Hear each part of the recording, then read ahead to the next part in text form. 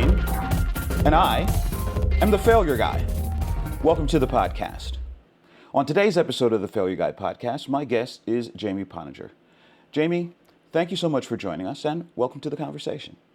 Hey, thank you for having me, Cornel. Looking forward to the conversation. It's a pleasure to be here with the failure guy, and let's dive right in. Yes, indeed. Yes, indeed. Now, for those people out there in podcast land, I'd just like to say, as those of you who've been listening or watching along, some of the guests are people that I know in my personal or professional life. Some people are people I've been introduced. This is perhaps the most serendipitous connection of anyone who's ever been a guest on the Failure Guide podcast. I was in Orlando, Florida, a month before this recording with some colleagues of mine, and it was a business development retreat. And one of the exercises we were doing that day was we were at a Barnes and Noble, and we had been given an assignment to have an Easter egg hunt. That we were given a list of books to find on particular topics for our specialty, and if we couldn't find it, just come back with 3 books. As I'm roaming around this Barnes and Noble, I happened to stumble upon Mr. Pottinger's book launch, where he was finishing up a speech to a very enthusiastic group of folks, and we'll get into that a little bit later. And in his closing, and I came in on the very tail end of this, and in the closing Q&A, someone had asked him, actually it was a wrap up before the Q&A, someone had asked him a question about how he looked at failure in terms of leadership. And in the answering that question, he mentioned that he felt that failure was a positive thing. And I was like, wait a minute, someone that looks at failure in a positive light? Well, I'm the failure guy. I gotta talk to this guy. So I jumped in, and I actually was the last question of the Q&A, and I mentioned this, and I asked him if he would consider being a guest on the podcast. And I get back to the bed and breakfast, and I saw it like a day later, he had booked a conversation. That conversation was about a week ago. Things happen because life happens while we're making other plans. But here we are. I was actually surprised because there are people that I know in real life, and I am still chasing some of them down to get them to come here and be a guest on the podcast. And here you are, Jamie, on the podcast. So first of all, thank you so much. And if you remember that question that person asked you, if you could remember how you responded when they asked you what your views were on failure in terms of leadership. I remember quite well the question regarding failure in terms of leadership, and I think my response had to do with the fact that I think failure is a good thing, and that failure is the birthplace of great leadership, and also the birthplace of some of the greatest solutions that we experience, not only in our lives but in society. And I think that response came directly from some of the experiences that I've had, because I think sometimes we're so stuck or fixed on some of the plans that we have, and when we experience failure, it allows us to recognize sometimes that we weren't as prepared as we think we needed to be. And sometimes it allows us to think more because the way that we went about what we're doing wasn't adequate. And sometimes the timing or the environment or the people that we had in our corner. So I wouldn't say that it's a failure, it's really an eye opener to how you should be prepared better for the next go around, because more opportunities are always coming. So that's my view on failure. And I think that that has guided me along a good path in terms of securing great success because of that perspective when it comes down to failure. Okay, well, that of course you're singing from my hymnal when you look at failure like that. Now, have you always regarded failure that way, or was this something you came upon at a certain point in your life? So I don't think I've always viewed failure in that light. I can remember as far back as being a 12-year-old playing on a U17 soccer team, and our first game, I think we got a beating of maybe 17 goals to nil. And Ooh. I was so embarrassed. I felt like that was the end of me. And I remember having a conversation with another player, and the player said, "Remember that you're just 12 and you were Mm. playing against players who were 16, 15, 14, 17, and your team is inexperienced." And that was still hard for me. But what it did, it allowed me to recognize that, I should not use any excuses, but I should use the experience as an opportunity Mm. and to dissect and look forward. So what I did the following summer is that I got gathered the guys together, some who were older than I was, and we just started practicing, started running in the mornings, up the hills and stuff, start playing. We didn't have a coach, so we did stuff. And the following season, when we got back a season and a half, because the league got delayed a little bit, We came back and we were undefeated. We did not win the championship. We lost in the playoff section Wow. of the league, but that was a major, major transformation. And it allowed me to recognize that if we had done well, then would have taught that we were doing well. But because we experienced failure, it forced us to recognize that we weren't as good Right. as we thought we were. And so it gave us something that nobody could have taken away from us because we all moved on to be very, very good soccer players, accomplished soccer players, some of us, because of that experience. And that experience exposed us to not only our weaknesses, but it exposed us to the strength of others. And it also exposed us to the fact that we were better than we thought we were. And I think Ah. that was a pivotal turn in our lives. And I've used that. That was one of the initial exposures for me to major public failure. And it was humbling, but it was also enlightening. Okay. Well, I love the turn of phrase you had there is not to make excuses, but to use experience. That, Mhm. and in fact, here on the Failure Guy, failure I have is an acronym that stands for First Attempts in Learning Using Real Experience. Wow, I So like that again, definition. you're speaking, definitely speaking my language. And the fact that in this anecdote, what I hear is you're you're an uncoached team playing Hmm. against people who are older than you guys, Hmm. inexperienced, and exactly what you said. If you had done okay, if you'd even acquitted yourself, say maybe it was 5-2, then would you have looked deeply into yourselves to see, okay, what do we have to do to get better? And I have participated in a transformational education system called Landmark Education. And one of the things that they reveal to us in this is that failure is just an opportunity to assess your performance. Hmm. You know, Hmm. like you said, if you always win, then are you going to practice? Are you going to seek to get better? It's like, oh, well, we're always winning. Nobody can beat us. And then when you finally hit that first loss, then you tend to be devastated and Hmm. crestfallen. But if you're like, okay, we got shellacked, and that was not cute, and that was not happy. But what is it going to make us do? We can either give up and cry and say we're no good at this, or we can say, okay, what happened, and what do we have to do so that that's not the outcome again? And I like the way you put that because, as a kid, and most of us were taught that experience is wisdom. But I think it's John Maxwell in one of his books, he said that evaluated experience is wisdom. Uh, Mm. and sometimes we have certain experiences and our experiences are more limited than we understand them to be until we experience new experiences that are greater than what we think we were prepared to experience. And what that does is that when you evaluate your experience, it allows you not only to evaluate the outcome of what you encountered, but allows you to evaluate the emotions and all that you put into it, some of the stuff that you can't readily measure. And I think sometimes that's where the weakness lies in terms of how prepared we were mentally or otherwise, or mindset. And I think what failure does to persons who are ready to move forward is that it forces you to confront yourself in ways that you won't even allow others to confront you. And I think what you gather from that assessment is some of the most meaningful information that you'd have ever gotten from anybody. And that can use to catapult you in areas of life and in your experiences that you know what it will serve to amaze you when you do it, because now you see exactly what you're doing, how you're doing it, how you're thinking about it, how you're moving about it.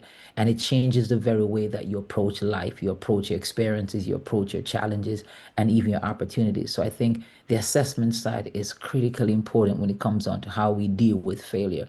Because if we add that component to it, if we assess it, then it gives us the information that is needed to put us in a better position to move forward.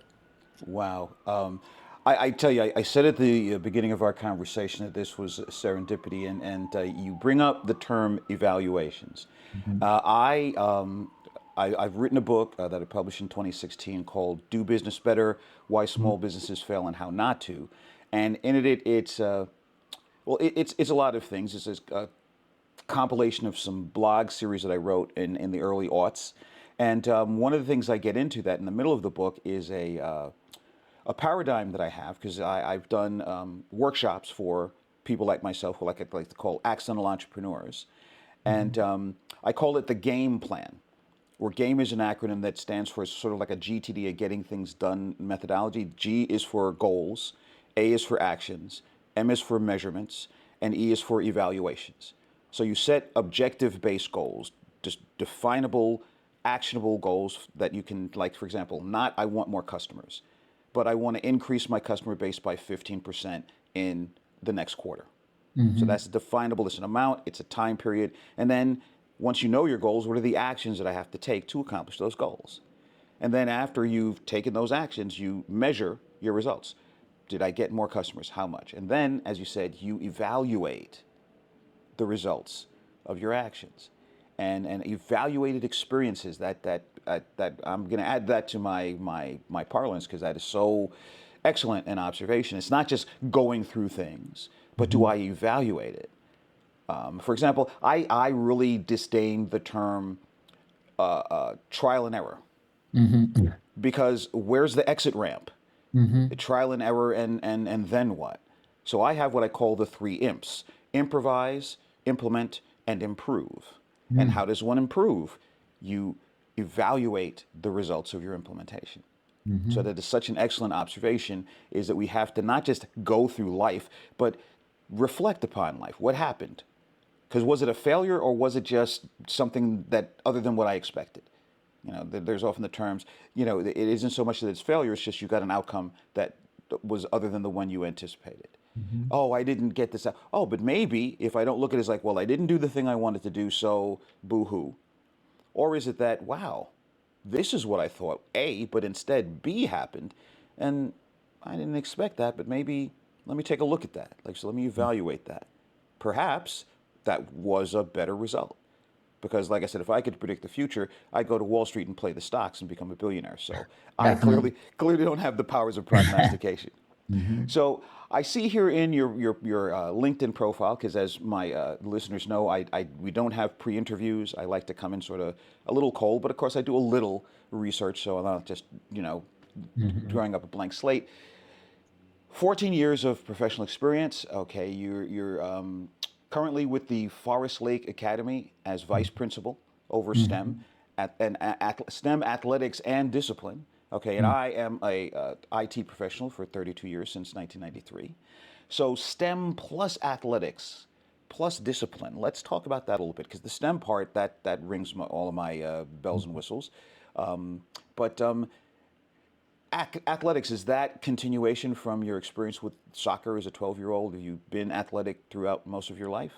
So yeah, I've been athletic for most of my life, playing soccer. I'm always out there running because I believe that our health, that's the vehicle that keeps us moving. So that's something that I'm committed to a great deal. But I'm a fan of. I love soccer, and I've coached it. When I lived in Pennsylvania, I coached a varsity team. So when I moved to Florida and I got connected with the school system, one of my responsibility, was to have the athletics program as one of the areas that I supervise with an athletic director and the number of sports. So I still coach, not in the school system, but privately with my son's soccer team. I assist with one of the one of those teams. But my love for that has it keeps me going. That's a part of me that I think keep the kid like side of me going, and my love for it. So I think we all have some red stripes on our candies that we enjoy, and soccer, whether coaching or playing, is one of my red stripes. So enjoy Okay. doing that. And then for STEM, as you know, the STEM, science, technology, engineering, math, and those other areas. And like yourself, my background is in information science. That's where I started out as in the computer realm. So that's one of the areas that I cover. And discipline is another area that I also supervise and culture. So, and then the leadership training and other areas along that side. Okay. Now, one of the things I was very impressed with, and before I even really started listening to you, because remember, I'm just wandering around this Barnes Hmm. and Noble looking for certain books, was the number of young people who were Hmm. there. And first of all, I'm 64 years old. So being in a bookstore and seeing young people at all was pretty amazing, because they're all in their Kindles or their devices. I call them palm zombies, Hmm. walking around in their devices. And it's like, wait a minute, these look like like high school and younger Mhm. kids, and they're here in rapt attention to this guy in front of the room, and it's obvious it was a book launch event. Mhm. And it's like, and they're like really motivated. They're not sitting idly staring at the walls. None of them have their devices in their hands. And I was just quite impressed. And then as I started listening, and I could see that these were young people, many of whom were familiar with you, and they were very enthusiastic to be there to support you in this event. So say a little bit about those young people that were there. I think when we think about leadership, most times we think about leadership as a position. We think about leadership as just a role and title. But I think when you think about leadership in terms of getting things done, impacting people, transforming things, influencing, then you recognize that all sectors of life is involved in leadership. And what better place for you to have when you have all the groups in? So when you think about those young people, most of those young folks are folks who would have interacted on different levels, whether on teams or sessions or coaching or you name it, and they're in the community, and others would have heard from others, and then they came out to be there. But I think that's a sign of good, healthy leadership when whatever you're sharing, whatever content you're sharing is applicable to all groups because all groups need leadership. And for me, leadership is leading up, leading down, leading across, and most important, leading yourself. And when you think about our young people, they are at a pivotal place in their lives whereby some of the decisions that they're making now will guide them for a good length of their time in their life. So if they could secure some of those skills as we was discussed at the book signing, that would put them in a better position to make more informed decisions than their peers would be making at this time. So some of those young folks who are there, they reached out and said, "Hey, I heard that you're having a book signing and I'd like to be there." And some of them brought their parents there, and some of their parents brought them there because some of the parents would have been exposed to either other workshops or other leadership trainings that I've led out, or they've heard of it, or they'll watch videos and stuff that are like that. And they're like, "I want my kid to be there." Some of the kids are like, "I want to be there to hear him live and in person sharing Yes, some of the yes. content." So that I think that those are the different things that kind of pull them in that space on that day. Yes, and I noticed that it was the young people who were doing most of the speaking up, and I was impressed that they were very enthusiastic to be there. They were very engaged and very excited. And there is a tendency to think that of youth, all youth across all cultures, as oh, they get to the teen years and they're rebellious and Mhm. anti-authoritarian. And I personally don't see that in my reality. But I think, and this is what I found unique in your perspective, even just from what I got from that event, leadership is not ruling. It's not like being a dictator. It's not being the voice of the podium saying, do it this way and follow me because I have command. As you're saying, leading up, leading down, leading across, it's guiding people and nurturing the leadership within them, aspiring Mhm. them to rise up to their excellence. And I was just so really jazzed to see these young people because that is what young people want. As a young person myself, raised by a very excellent mother,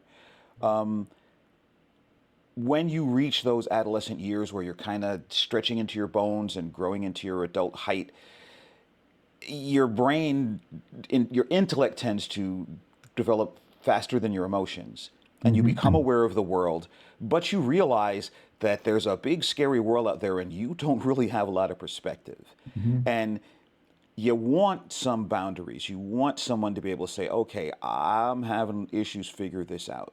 Can you help me? I don't know. I'm walking a tightrope. I don't want to wobble and fall off. Give me that little pole that'll help me maintain my balance.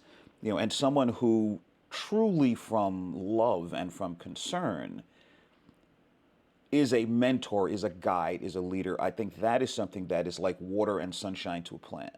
And I Mhm. really saw that just in that brief moment that because a lot of them commented on you and were complimenting you for your leadership, for your guidance. Clearly, they had experienced this in their lives, and that's why they were there. And I'm so pleased to hear that. And because I could sort of see from the Bible that some of them Yeah. is like, no, mom, pop, you're there because the kid brought you. You didn't bring them here. You're tagging Mhm. along with them. Mhm. They got you out of bed on a Sunday morning, and they got you to that bookstore. Mhm. That's so true. That's so, and I think that's what when we think, most times we think about leadership, as we said, and I keep on sharing this, is that leadership is about the capacity, the will, the drive to transform, to improve, to expand. It means then that everybody who has life and everyone who has an opportunity to make a decision have the capacity to accept, to lead something or someone. The question is, do they have the right framework to do so?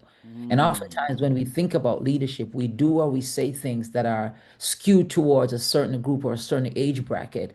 And then we complain about those who make messed up decisions, but we forget that we were the ones who coined things and coined phrases that excluded them. Yes.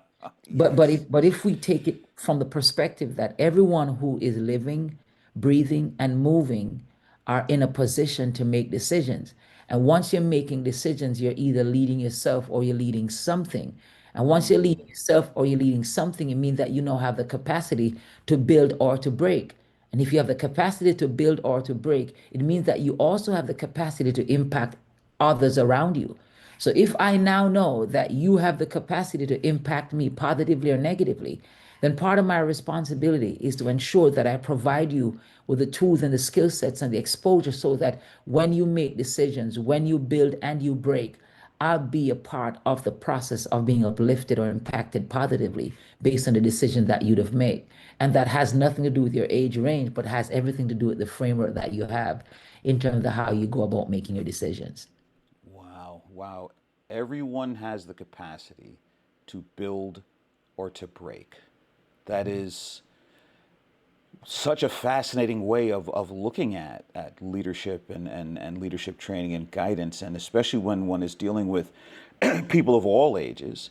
Mhm. And as you said, so often we tend to think of leadership as I want to lead you in a particular direction. I want to indoctrinate you in a particular mindset rather than I want to nourish that potential that's inside of you. I might not even know what that is. I just want, like you said, I want to give you the framework to discover that for yourself. And so many programs are, no, no, this is the thing. These are the 5 steps, the 7 steps that you must do to do it our way. Well, what if that's not my way? Is Mhm. my way wrong because it's not yours? Are you going to spend a lot of energy invalidating what I might seek to be my way to kind of cull me into what you feel is the right way, as opposed to saying, look, there's leadership in you. I see potential, but I don't necessarily know what it is. So let's explore. Let's discover. And I have a framework, perhaps because I'm older than you and more experienced, to give you the opportunity to discover that within yourself. So let's go on this journey together and see what your potential might yield. And as you say that, Cornel, what's important and what's I think one of the things that we most time miss as leaders is that we most times we're cultured to coerce people into doing things as Ooh. opposed to a willingness to collaborate. And I think Mm. when there's a framework, people are more willing to ask questions. When they're just directives, people tend to follow. And people may follow your directives, but the motives behind what they're doing is different. So what happens?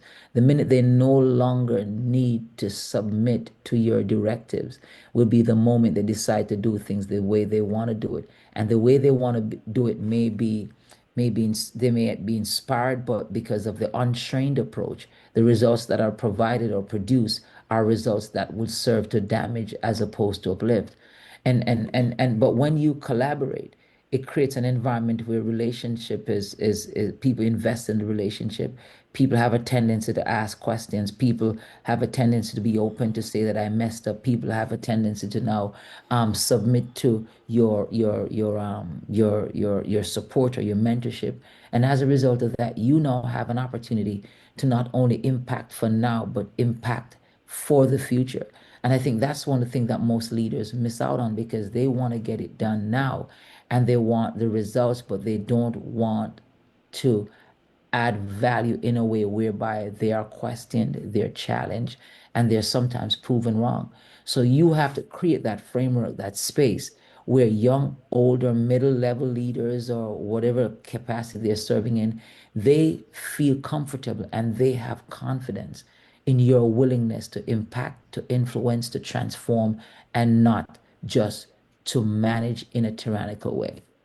Wow. Well, again, another phrase that really just slipped out to me, that we're in culture to coerce rather than to cooperate. Hmm. And that is so true in all things, whether it be in a political realm, whether it be in a Hmm. family, social realm, whether it be in the corporate environment or the political environment. So often, people who bear the title of leaders, and as you said towards your conclusion there, it's kind of with a dictatorial mandate, my way or the highway. This is how it goes. And we don't give people the opportunity to take missteps, Hmm. to quote unquote fail on the path to discovering what success looks like. And also, as so-called leaders or managers or organizers or whatever have you, instructors, we are so fearful of our public failures Hmm. that we restrict ourselves. Because, hey, you know, I have a friend since high school days, and I graduated high school in 1977, so I'm an old guy. But he and his wife raised their children with a total non corporal punishment level of discipline. Hmm. And honestly, the only family I know that's absolutely like that. And having conversations as their kids were getting a little older, going into middle school age, he says, "Well, it's kind of tough to do this because the one thing that it requires is it requires accountability on your part as a parent." Because the way that you get your child to respect the authority on a verbal level is that when they call you on your missteps, you got to own that. Hmm. Because otherwise, you lose the authority, you lose the credibility. And I was like, wow, yeah. And I know growing up, no drag on my parents, but that wasn't necessarily, you couldn't upbraid your parents, you couldn't call them out. That was not happening. Hmm. And as you're saying that, one thing that happens, Carnell, is that we end up transferring trauma to those Oh, who we lead. talk about it. And what happens, the very thing that I hate about my middle school teacher, the very thing that I hate about my first leader, I find myself doing the very same thing because the quest for control trumps the quest for learning, the quest for conversation, the quest for collaboration, because coercion gives you instantaneous results, while whereby collaboration takes time, but it gives you more lasting impact.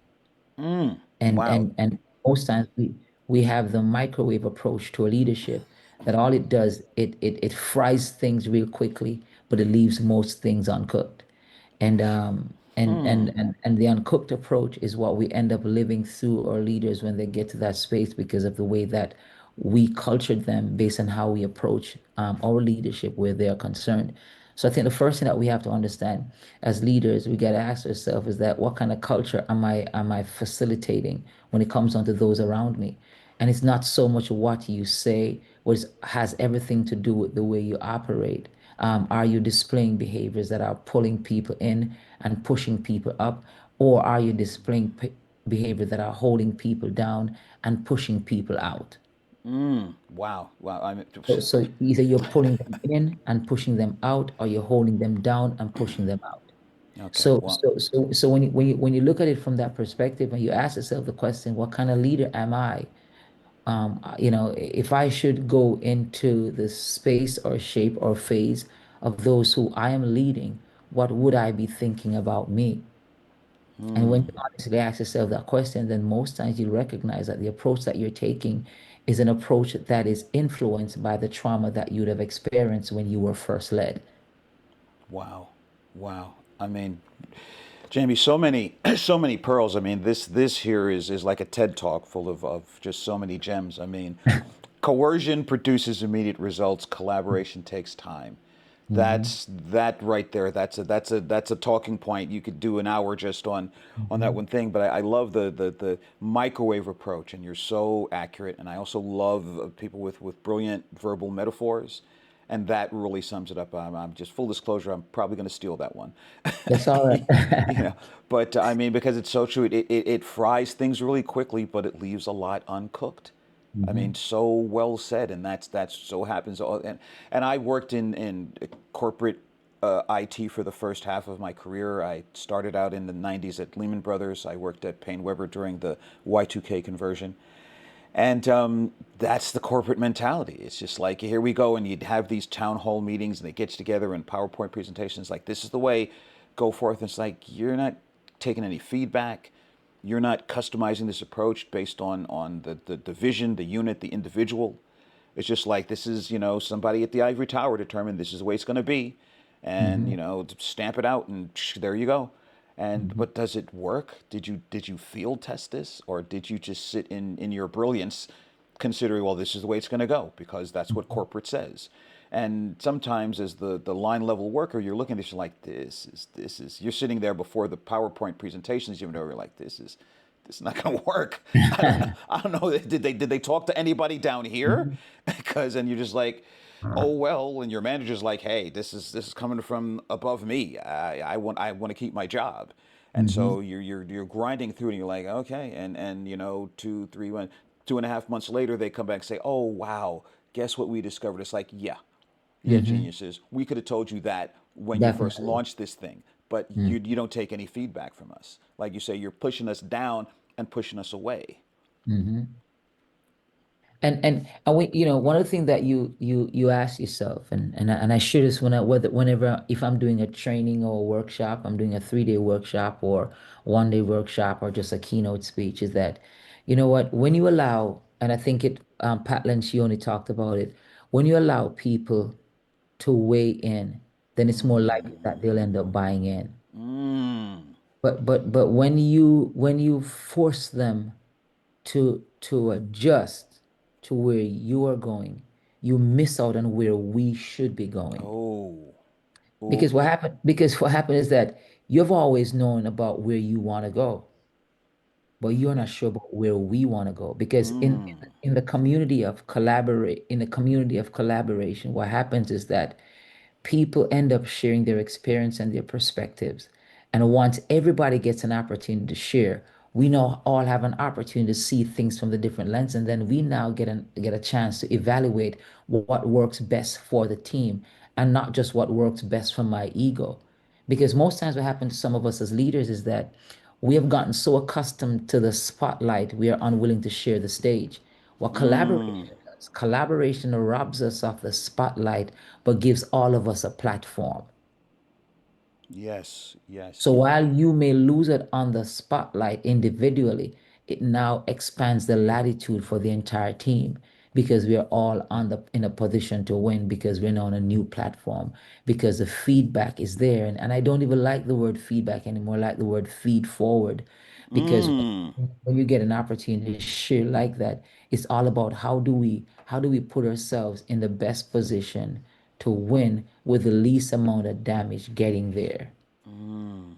But when we Mm-hmm. fail to collaborate, what we do is that it's all about how do I get me to win without getting as much as I need from you to add value. Because if I get too much from you, then chances are what I am thinking may no longer be relevant. And the quest for relevance sometimes robs us of the opportunity of securing input from others. Wow. Wow. I mean, I again, each time so many pearls, and it's a good thing I'm recording this. I'm definitely going to listen back to this several times. But I mean, looking at what's best for me rather than what's best for we. And Mhm, I think that's something, and particularly so many people in official roles of leadership, they're not looking at the we. mhm, mhm, I'm the mhm, leader. I'm the one in front of the room. So of course you're going to do it my way. Of course you're going to listen to me because I'm the guru. I'm the God. mhm, I'm the one that knows best. And it's like that's not the purpose. Like when because I came into technology when I was 32 years old. After in my 20s I was tramping around the Jersey Shore trying to be a musician, and so a lot of my peers had already started families, started careers, whatever have you, and I'm kind of late to the party. And so I'm looking at it, it's like, okay, management. What does it mean to be a manager? Not that I was a manager, but people are managing me. And a manager is not a leader, it's not a boss. To me, the definition of management that I like best is like to utilize the human and material resources at your disposal to accomplish the goals of the organization. mhm, Whether that's a family, whether that's a community center, whether that's a church, whether that's a corporation. It's not to be a boss, it's not to be a leader, it's to optimize the performance of the group. Okay, what are we Hmm. trying to, just you just said, what are we trying to accomplish? Not Hmm. what am I trying to accomplish? Okay, and on behalf of who or what? You know, me hanging out with my coworkers after work don't have the same objectives as when we're in the office doing what it is that has us be coworkers. Hmm. And the general day to day things is different than if we have a specific assignment that has a hard and fast timeline and we got to do a all hands on deck. That changes things from our perspective. What do we have? Who has what strength and what? And now, am I trying to get the glory? Am I trying to get the performance review, to get the evaluation and the raise? Or are we trying to accomplish this goal so we can get this done? Hmm. And such a valuable distinction. And so many people in leadership, and I'm sure you know from your experience, they don't have this perspective at all. Hmm. Now, I I think I think assume, go I ahead. think most people like to flip the, I call them W flippers, because when it should be we, but they like to flip that W in. So Into an those are the M, W, yeah. yeah, the W flippers. And when you have conversation with those folks, whether it's in a coaching sessions or when I'm at conferences and they would sneak to my table to ask questions, and I share with the teams is that leaders most times know that what they're doing is not right. Ooh, Because, and how I know that is that when I have the one-on-one conversation, the questions that they ask me, like I'll be at a conference and you know what, Jamie, it was a great presentation and stuff like that. But how do I work with a challenging team? And my response is like, but if you bring challenging behaviors, you're creating challenging people. ooh, talk about it. So the question that how do you show up on a day-to-day basis when it comes down to the people that you're working with? Is it one that allows them to recognize that you want to know more about them and what they can do in terms of improving the team? Do they now sense and feel that you value where they're coming from, their experiences, and you're willing to use their ideas if their ideas will serve to push the team forward? Or do they think or know that you're unwilling to take any counsel from them and your sole purpose as a leader is just to ensure that they become little you in terms of what they do? Wow, wow. That is again so true, so factual. Um, now, what is? Do you? I'm assuming from our conversation so far that you experience a difference when you are giving sessions for the people who are leaders versus sessions or workshops for the people who are in the teams to be led. Mhm. And what would you say are the principal standout distinctions between these two groups? So it is interesting, Cornel, if you're in a group and you have leaders and their teams in that same room. Oh my goodness. So what happened is that the saying goes that the cat got has the cat has taken some people's tongues. You see that, whereby you could hear the superficial responses from team members because they want to keep their jobs. But in between those responses, you get the sense that most times in healthy teams it's different, but Okay. unhealthy teams you could sense that some folks feel a sense of being stifled, a sense of being deprived, and also a sense of I can't wait to get a next opportunity to be out of where I'm at. Wow. So that's Wow. that's a sense that you get when you're and I had a session like that recently whereby I was in a room with over 350 folks and you had teams and their leaders and their presidents and stuff like that. And I asked a few questions and you could see the responses that they were enjoying the content that was shared. And very few persons responded to the question. But while I was at my table later on signing books and people were coming out, I had so many folks came to me and said to me that, can I ask a question? Because I couldn't ask the question in the room because my president or my director was in the same room. Wow. So, Wow. so, so now when you have just leaders in the room, leaders share their frustration with people not following their lead. When you have just team members in a room, you have team members frustrated for the fact that they don't feel as if they're fully utilized and they don't think their leaders understand the strengths that they bring to the team. So Wow. frustration on both sides. So for Okay. the team perspective, I say the leaders, I ask a question to the leaders, have you taken that extra effort to allow members of your team to know that you're interested in knowing them? I'm not talking about the briefcase because the briefcase is a resume that says what gets them into that job. But having those one-on-one meetings or having that biometric evaluation of your team members so you understand how they like to be led, how they like to be coached, the roles that they suit best in, and how they operate in meetings. Are you pushing or stretching them? Do you understand their subcultures? Because sometimes folks coming from certain cultures, because the new culture that they're in has painted a picture that based on their disposition, they're not smart. So they will feed into the narrative that they have inherited in that community when they may be just the person who you need in that team, but instead they're on LinkedIn on a day-to-day basis looking for new roles because they don't feel a part of. Wow. So Wow. that's the first thing. So the next thing now with when it comes on to the regular members, when I'm having coaching or leadership or workshop sessions with teams, I'll say, hey, you feel this way about your leader. Have you had a one-on-one conversation asking or inviting that leader in so that that leader can get an opportunity to recognize where your strengths are? and and how some of the decisions that are being made, how they prevent you from giving your best. And they may say to me, Jamie, but that's a risky thing. So I said this to I've always I find myself saying this. If you share with me that you know how to allow me to make more money on my investment, you don't think I'll be listening? So if you coin it that way to your leader, that guess what? I am giving you 50% at this point. I'm like a Rolls Royce, but you have me performing like a Toyota. A leader now scratching their head and like, wow, you know what?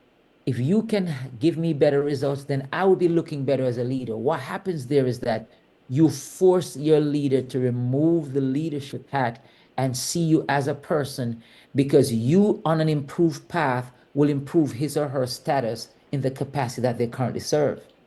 Right. And Right. by doing that now, you just disarm them because you're saying to your leader, him or her, that guess what? I am here to empower your position if you empower me as a person. Right. Right. And that's I guess that's kind of like an M flipper. Yeah, you got that's it. That's it. Wow. And to see oneself as, and this is part of a mindset thing, Mhm, is to see oneself in terms of the team member mhm, addressing the leader, to see mhm, oneself as an asset mhm, to the organization, as opposed to just looking. And then this is clearly the part of inefficient or poor leadership. mhm, If all I see this is I'm a cog in a machine and this is a paycheck, like you said, I'm going to look for a better paycheck because mhm. I don't see myself as a part of this thing because you as my leader don't see me as a part of this thing. Mhm. You see me as a component rather than a constituent. Wow, that's it. That's it. And yeah, and that's so insightful. And I love that you said about the briefcases. Like I am not just the dossier, the resume, the CV. Okay, I'm a human being. You don't know me. You see Mhm, that first of all, if I've been here, that is old. mhm. That's what I had to do to get in here. If I've been here 2.5 years, do you know what's been happening? Because like you said, that's what got me in the room. That's not me in the room. That fool, that's it. I love that. you know and it's so insightful that and like these performance reviews, and I've been in the corporate world, 6 month performance reviews, and unfortunately my first experience with corporate, there was a changing of the guard, and after 2 years of excellent performance reviews, suddenly they started to be nitpicky, and I didn't realize that was to lay the paper trail to dismiss me because they were purging the team from 2 levels up from me Mhm, you know mhm, and instead of actually, like before that, it was actually assessing my performance. It's like, here's where you're doing well, let's keep going. And that's why I was kind of befuddled. The first one it came, it's like, wait a minute, I kind of have a good sense of where I'm going here. I know I'm not perfect, but what are these little niggling little minor things? And okay, so I correct these things, and then the next 6 months there's other. It's like, y'all are just being kind mhm. of picky here. What's going on here? And then the third one, it was, well, there's the door. And it was like, I, what's going on? And it was because I kept in touch with people after I left. It's like, well, no, actually, that was a purge. And because I blamed the manager who had replaced the guy who was my direct manager. Mm-hmm. And I was like, oh, okay. And this guy, and he didn't really boast, but he didn't proselytize, but it was very known that he was a devout Catholic. And I Mm-hmm. thought, well, yeah, there's so much for that. And I was like, no, you don't understand, Cornell. After they made him lay you off, he quit Mm. because he couldn't be a hatchet man like that. Mm-mm. Mm. And so they not only lost me, they lost him because they put him up to dirty work rather than have him do the actual job of being a leader. They just said, no, you're here to implement and again, this nonsensical corporate mentality. Well, I'm bringing in the team, so I'm bringing in my whole new team. Do you know Mm-hmm. how well they've been here before you got here? Mm-hmm. And I know you had your other people and whatever have you, but this team is worthless. So All this, you're not yeah. really concerned with this organization. You're concerned with you having, like you said, having mini me's Mm-hmm. who are That's going to it. obey my beck and call. I don't care about the organization. I've got the title now, and I'm the guy in charge, and I'm going to do this. And that so informs. And this is like 30 some years ago, 28, almost 30 years ago that Mm-hmm. this happened. That's And it.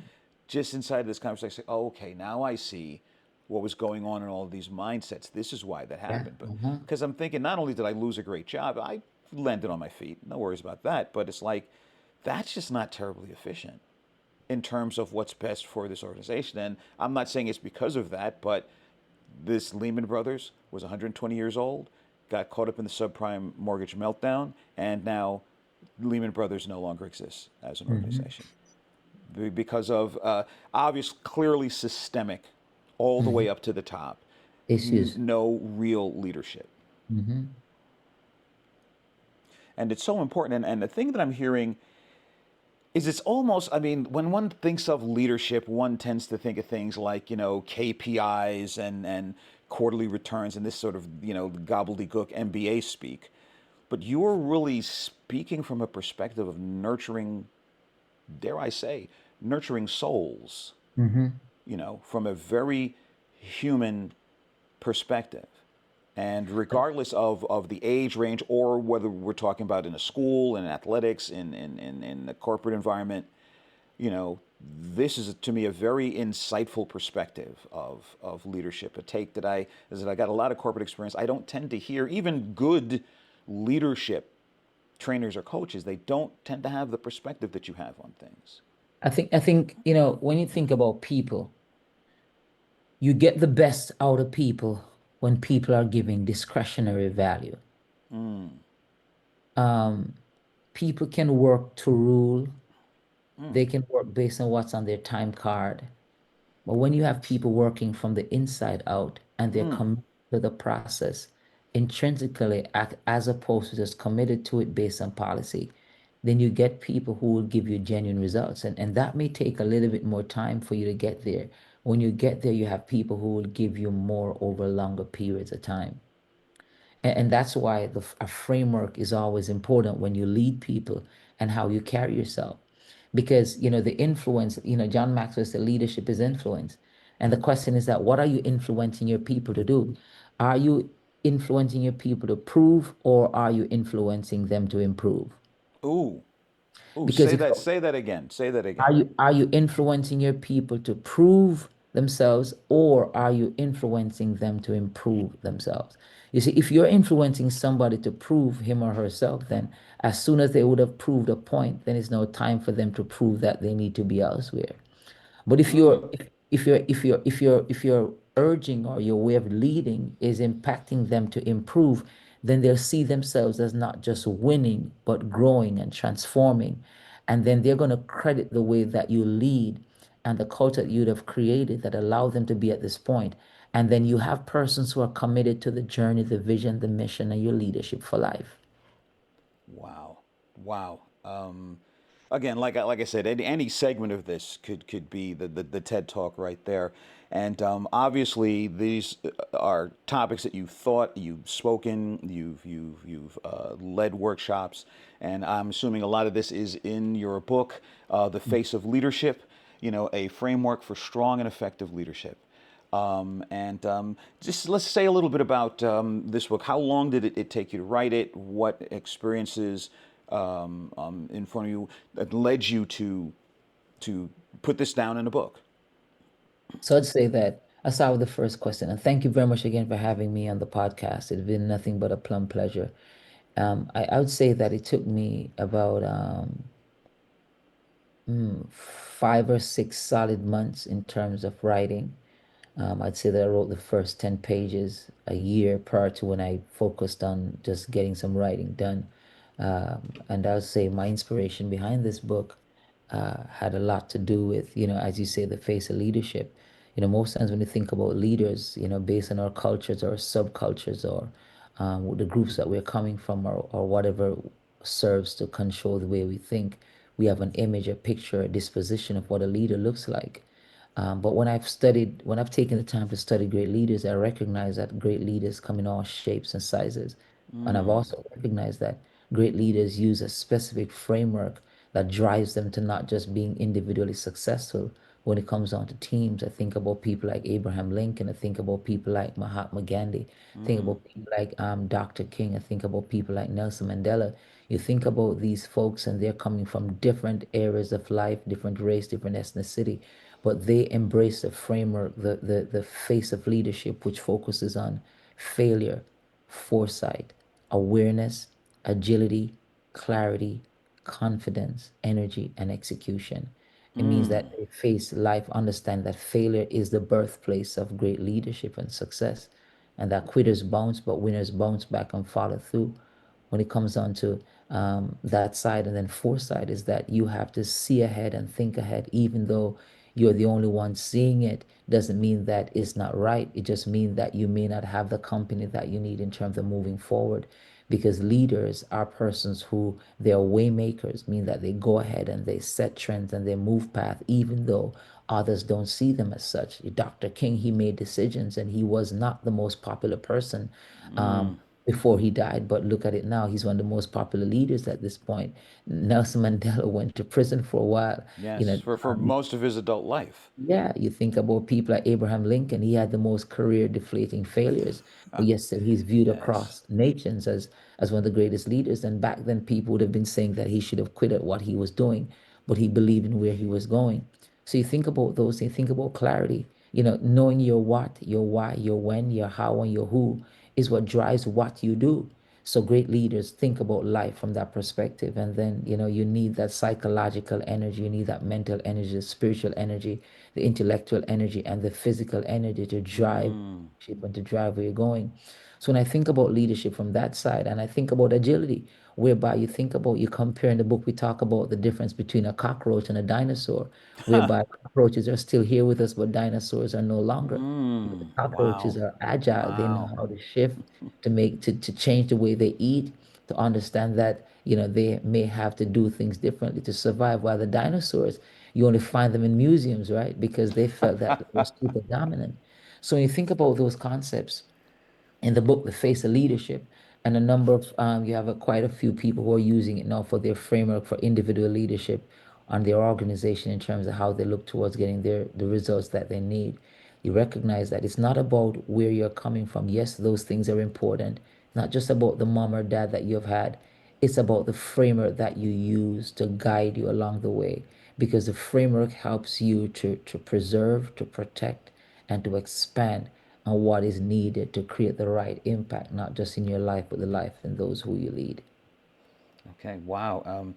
First of all, of course, I am an acronym fiend myself, and was pleased to see that that FACE is an Mhm. acronym in the face of the FACE of leadership, and of course, why we are here having this conversation. That the first F, and I love that it's a double Yeah, letter uh-huh. for acronym for each letter, but that the first F is failure. Hmm. So the very beginning of your FACE of leadership starts with the subject, the topic, the unifying concept that has us here today on this conversation. And when I came up with this concept in was it 2017, and I shared it with my brain trust, because we all have that core group of friends and colleagues that we bounce our ideas off of, and you would have thought that they were talking me off a ledge and I was about to jump off a 20-story building. And I said, "Well, Cornell, it's a great idea, but failure. Ooh, I don't know, dude. I don't know. You want to put that word out there?" And I'm like, "You see how you're reacting? That's exactly why I Why I need have to to be a call bit. this podcast the failure guy, because you are about to have an intervention or like put me in a rubber Mhm, room or something just for entertaining. I want to destigmatize and demythify that term." Then I mhm, use the metaphor. I say, think of, especially to my friends who are parents, think of a child learning to walk. mhm, It takes about a year, 9 months to a year. Every attempt at walking until they start walking is a quote unquote failure. mhm. But they don't give up. It says if children approach failure the way adults do, we'd all still be crawling on our hands and knees. Oh gosh, that's so true. But a child's just like, okay, it's a challenge. First of all, they look at us and are like, okay, if these big doofuses can walk, I got this. Okay. Mhm. Yep, that's it. That's it. And it's all just it's okay. First, I got to do the standing thing, and then the thing I find fascinating. I don't have any children myself, but I have two younger siblings. I have a nephew and a niece, and I have my niece's son, my grandnephew. And I come from a big family in South Carolina, so I've got lots of cousins. Hmm. And I find it fascinating that if you ever notice that all children start dancing before they start walking, and they're like, okay, I can't walk, but I can bop. That's my jam. Yeah, let's go, let's go. And because everything in life is a new discovery. They don't anticipate the fact that they should be walking until they do. So if they That's true. stumble, if they fall down, it's like, oh, that's just because everything is new. Everything Mm. is an adventure. Everything is discovery. And so I'm learning. First of all, wait, I can stand. Ooh, Yeah. Uh-huh. these leg things. Mhm. Okay, that's cool. And okay, and okay, I have to learn to alternate the steps. It's like no, you don't take 3 steps with the same leg. Mhm. You have to switch them up, and then they go from crawl to run. All of a sudden, it's like, wait, where do they go? Mhm. And I love seeing like two toddlers when they meet each other. They don't know each other from Adam's house cat, as my mom used to say. And they'll meet on the sidewalk. I love this here in New York. And they'll, first of all, I don't care what ethnicity they are, it's like, oh, a little person like me. And they'll come up and Mhm. then, unspoken, because a lot of times they're not even verbal yet, they'll just start running. And they're not Mhm. racing each other. It's just like you see, it's like, you want to do this? Yeah. Yeah, let's do it. Yeah. Let's Uh-huh. go. Pew! And Uh-huh. they're not That's going true. anywhere. It's just we can do this. We have this energy and let's just go. Let's just explore the world and see what's out here. And then, Mhm. and this wasn't even my intention to bring this up, but then you see the adults around them suppress this discoveries concept. No, Limit no, no, them. no, no. And limit them and constrict them. It's like, okay, you don't want them running out into traffic, but other than that, within proper, boundaries of safety, encourage that exploratory Mhm. sense because otherwise you diminish that and then you say, oh, don't discover, don't explore, because that's bad. You don't even know why it's bad. You just know that it Mhm. is. And then we wonder, well, these folks, they have no initiative. They don't even try. Well, because you beat that out of them before they were Kill, you 5. kill it. You kill it. Mhm. Yeah. And now, Depend- before we wrap up, you mentioned in your the in onboarding form that because I asked a question, significant failure, and your answer was my first year in high school. Mhm. So if you could say a little bit about why that was your answer. My first year in high school, I went to a senior high school. I would say a high school of all, where all the top students would go. Ah. And I went there coming from my small dinky school in the rural area as a smart kid. Mm. But to my rude awakening, the experience wasn't what I anticipated to be. It was different. I was traveling for miles and miles on a day-to-day Ooh. basis.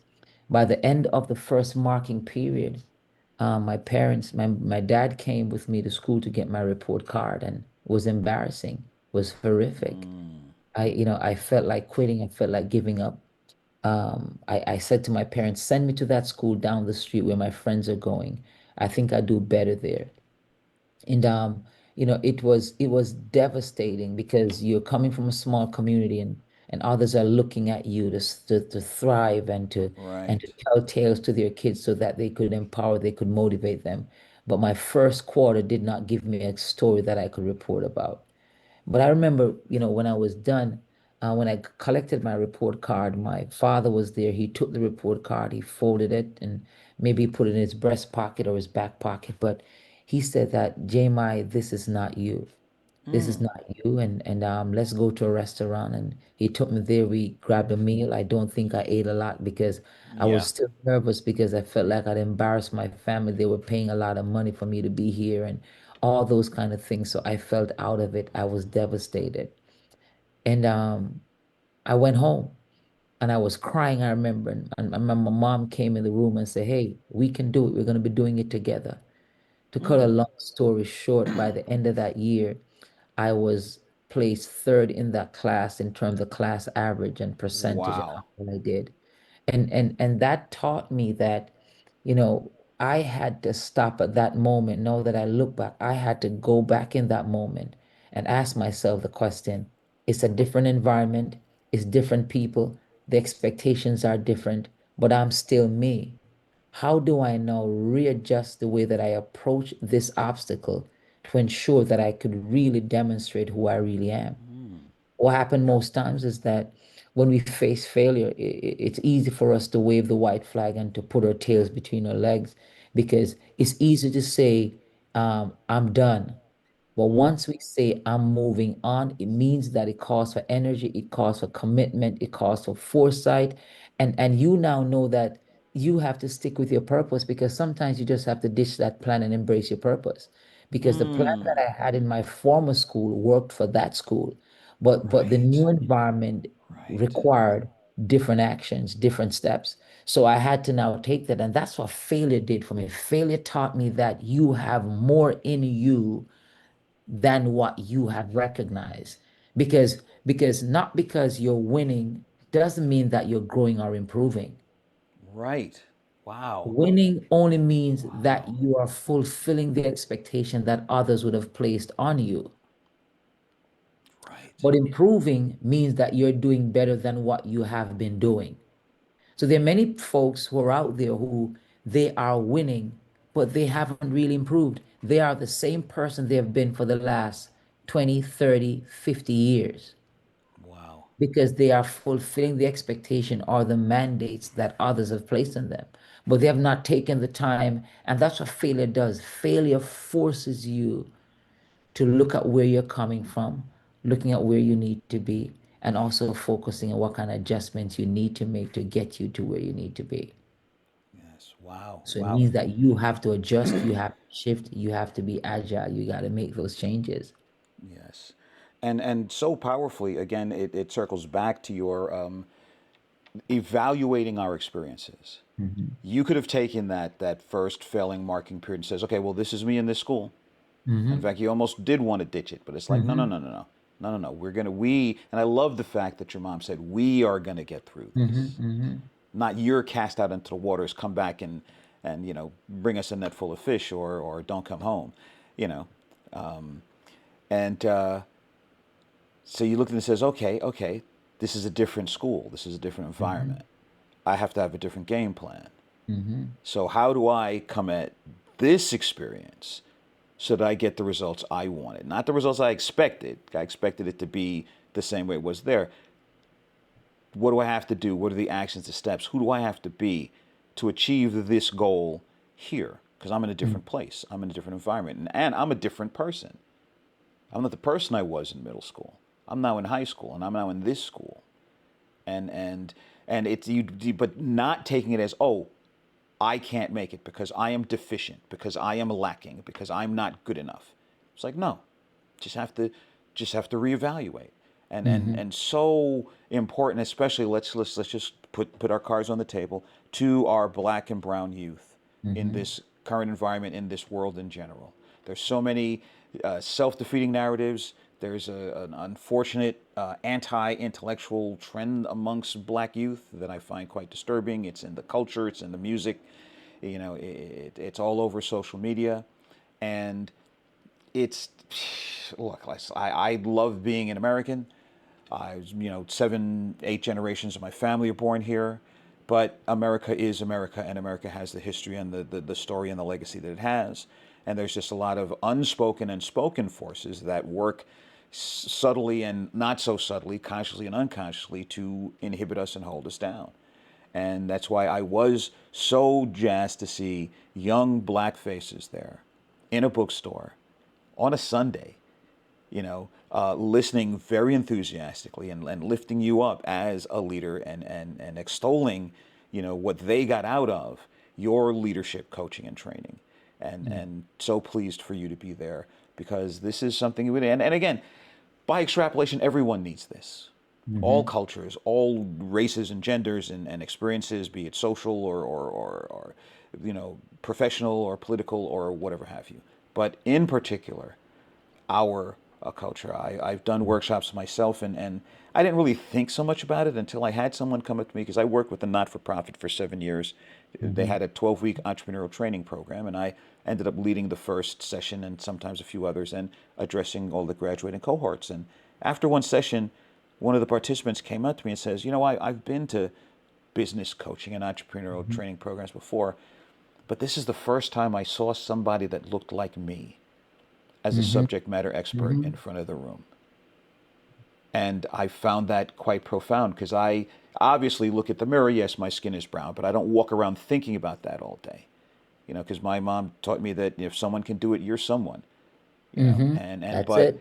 but representation, we hear that word used and abused. It was the first time I saw the role I play, not for how I'm represented, because I'm good, especially after 64 years, but the Mm-hmm. role of representation I have for others that look like me. And here's what I'm hearing in your assessment and your perspective on leadership. It's not about you being a leader. It's about the leadership that you can encourage and engender and infuse in the people that conduct your workshops, that the students in your classes, the kids in the athletics programs that you coach. And I find that inspiring. And I knew from just hearing, that's why I made sure. I was like, oh, no, no, no, give me that mic. This guy's got to be on my podcast, full stop. Mm-hmm. And so Appreciate glad it. that you're here. Oh, I can't tell you so much. And I've been saying this season, at the end of every episode, that I just feel like we're just getting started. Sometime in the future, we may have to do a part two. I'd love to have you back, and we can Definitely. I'd get love to get do more that. in depth and stuff. But I thank you so much, Jamie, for joining me. And I'm going to pop up here on the screen, for people who are going to watch this. This is Jamie's contact information. He is at Pottinger and Associates Pottingers and Associates Consulting.com. Pottinger, like Yeah. his last name, Pottingerand Associates Consulting.com. And you can reach him via email at jpottinger at pottingerandassociates.com. Please feel free to reach out to him, because I'm sure some of you out there in our listening and viewing audience would definitely benefit from his coaching, his consulting. And please go out there on Amazon or Barnes & Noble, wherever you get it, The Face of Leadership by Jamie Pottinger. I recommend that you do go out there and get this. I'm going to put a link to to purchase it, and all of your contact links in the show notes for this episode. And once again, Jamie, I just like to thank you. Before we go, is there any closing thoughts or statements that you'd like to give our audience before we wrap things up?